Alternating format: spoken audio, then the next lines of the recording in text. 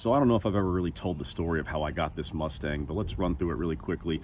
First of all, the basic facts: it is a 2017 Mustang GT 5-liter 6-speed car. It's actually the only car I've ever purchased brand new from a dealership.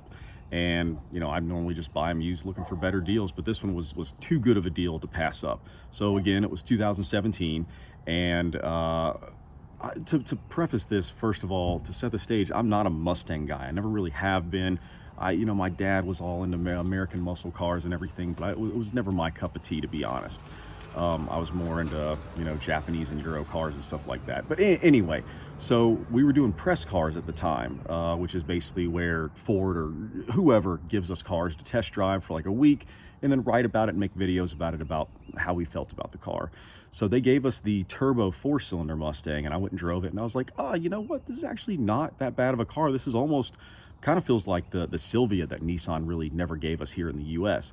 Then the next week they gave us the Mustang GT, and I was like, wow, this car is a hell of a lot better. This is not like your granddad's old Mustang. It's a totally different car, all new tech, you know, everything about it was just better.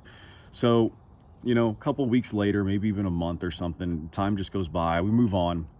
Wooly calls me up and goes, hey man, the Aikens Ford dealership right down the road from you is having a hell of a deal on Mustang GTs. They said that they only have 3 left. You need to go down there, because if you don't buy it, I'm going to. And we needed a project car at the time. Wooly has enough project cars, so I needed to go get it for sure instead of him. So I went to go check it out. Just kind of drove up there, didn't tell my wife or anything, went up and just figured I'd check it out. At the time I got there, they had already sold one of them, and they had this red one and then a white one left over. So I went with the race red because it looked slick. Drove the car, you know, I already knew what it felt like and everything. Loved it, and it was a crazy deal. It had no miles on it except for the miles that I put on it while I was test driving. I got it brand new for $27,000 with 0% interest for a 5-year loan. It was literally too good of a deal to pass up. So I bought it right then and there. Told Wooly he needs to come pick up my truck and then help me drive it home.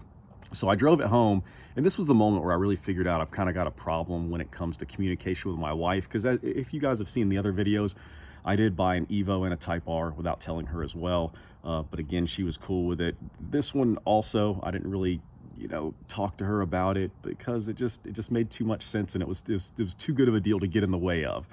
So I brought it home, and she was like, what are you doing with another red Mustang? I thought you already reviewed that car. And I was like, oh yeah, this one's happy birthday, we bought a car. So again, I did it again, but she ended up being cool with it. Again, she's awesome when it comes to that kind of stuff. But yeah, so we got the car, immediately turned it into a project car, as you guys know, with the magazine. So before the thing even had 100 miles on it, we had a Vortex supercharger and KW coilovers and Vossen wheels and Toyo tires, and I mean everything. It was making 600 wheel horsepower. So this thing literally since day one has been just a ripper, and I still own it and I still love it. It's really not much of an S3 project car anymore. We do little things here with it here and there, but it's really just a street cruiser for me, and I freaking love it. Again, not a Mustang car, but not a Mustang guy, but that car is badass.